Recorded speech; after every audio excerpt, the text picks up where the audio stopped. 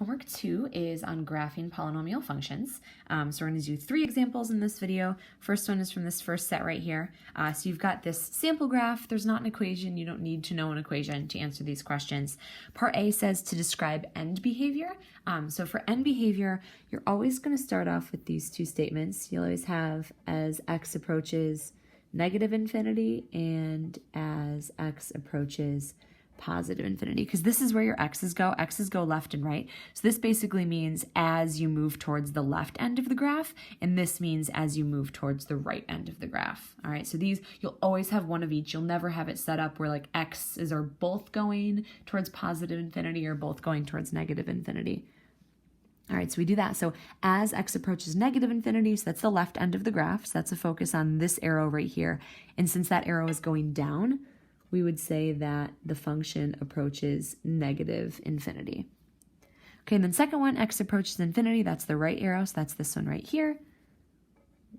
It's going up, so we say that x approaches positive infinity. So remember what this basically says is as my graph goes to the left, the arrow goes down, and this says as my graph goes to the right, the arrow goes up. That's kind of what that means when you translate it.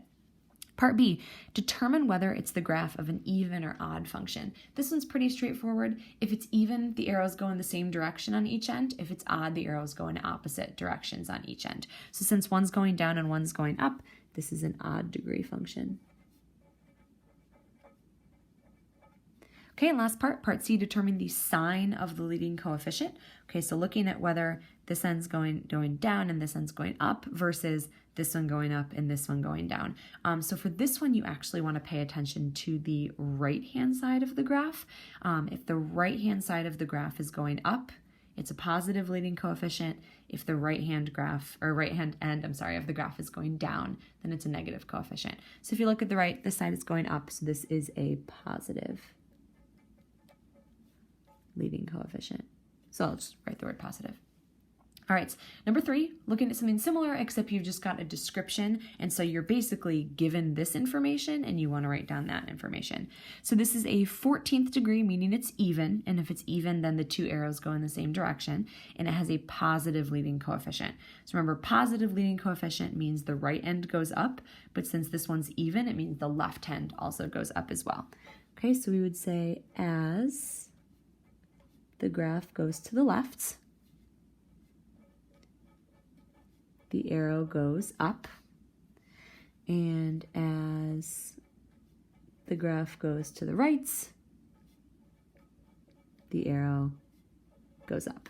Okay, so if it's a 14th degree, again, that makes it even. If it's even, these 2 parts should be the same, and since it's a positive leading coefficient, they should both be positive infinity. If it was negative, they'd be a negative infinity. All right, let's look at one of the ones like 5 through 8. So we'll do number 5 together. So graph the function. Remember, you can use your graphing calculator to do that or use Desmos. Either one is totally fine. There is a step-by-step instructions for the graphing calculator right in your notes. So remember, in the videos, I always show you what Desmos would look like. All right, so we are going to plot negative x cubed. Make sure you arrow out of any exponent. Plus 6x squared minus 10x plus 4. Anytime you type something in, always do a quick double check, scan again, make sure you don't have any errors, otherwise everything's going to be completely wrong. So we take a look at what we've got there. We're going to do a quick sketch of it. And what Desmos automatically does is it kind of lines up any important information it thinks you might want to know. So once the graph is highlighted, it shows you any y-intercepts, x-intercepts, mins, and maxes. So they're right there. All you have to do is click on them. So you can see it's got a y-intercept at 4. It's got an x-intercept somewhere between 0 and 1, and then it looks like right around 2, somewhere after 3. Okay, so we're kind of just estimating those right around there. And then it goes down from that point. So it hits this graph. It's going to go down. It goes down a little bit, up a little bit, down, and then it keeps on going like that.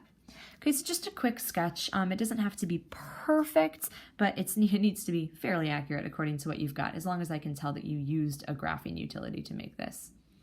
All right, domain. Every single polynomial that you guys will be dealing with, remember, as long as it's not part of a piecewise function, if it's just a single polynomial, then every single one of these will have a domain of all reals. The range, odd functions will always be all reals, because remember, one arrow is going down, one arrow is going up, even if the left is up and the right is down, or vice versa. Even functions will have a set value. Like this one, for instance, this one, if you had to do domain and range, this is the highest y value, and it never goes higher than that because it's an even function. But odd functions have arrows in both directions. So odd functions, the range is always all reals as well. With even functions, you'll have to be more specific because there will be a cutoff point for even functions. Relative maximums, or possibly a multiple of them. So you can see it goes down, turns around, goes up, turns around. So that point right there is a relative maximum, and Desmos is just going to display it right for you. All you have to do is click on it. All right, so we've got this point listed as an ordered pair, 2.816 and 1.089. So you've got your x coordinate, your y coordinate, and relative minimums. Again, same thing here. You just have to click it and it will display it for you. So 1.184 and negative 1.089. All right, so that's your relative min. Your end behavior, we're doing the same thing we were doing with number 1 and number 3 that we already talked about. As x approaches infinity, so that means as our graph goes to the right, the arrow goes down. You can see that, so this would be a negative infinity. And as the graph goes to the left, that's this end, you can see the arrow goes up, so this would be a positive infinity. Increasing intervals, okay, so when the graph is going up, when the graph is going down. So you can see it starts with a decreasing interval up until this point right here, which is this point. So from the left-hand side, so decreasing everything to the left up until it hits this x value right here, which is this x value. So up until it hits that. Okay, and then it's got this little increasing interval in the middle. So from my minimum to my maximum, it's increasing. So from this x value to this x value. And we're using open intervals the whole time because at those points, it's not increasing or decreasing. It's just staying still. So we would never use brackets. And then from this max down to the end of the graph, it's decreasing again. So we do our little union symbol and then make sure we include that other decreasing interval as well.